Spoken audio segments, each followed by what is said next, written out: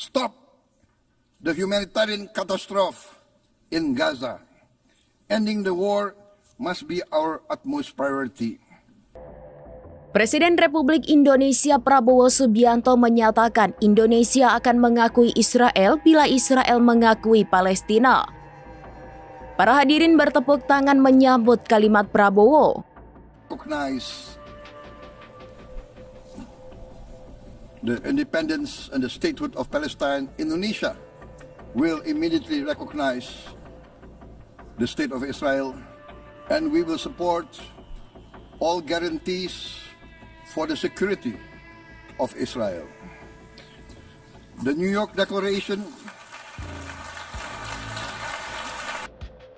Pidato Prabowo ini dia sampaikan dalam forum konferensi tingkat tinggi Perserikatan Bangsa-Bangsa soal solusi dua negara untuk Palestina dan Israel yang disiarkan PBB lewat situs web dan kanal YouTube-nya. Sidang dipimpin oleh Presiden Prancis Emmanuel Macron dan Menteri Luar Negeri Arab Saudi Pangeran Faisal bin Farhan Al Saud.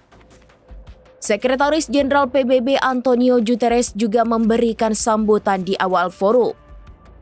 Prabowo menyampaikan dukungannya terhadap solusi dua negara untuk mengakhiri tragedi yang terus berlangsung di Palestina akibat agresi Israel.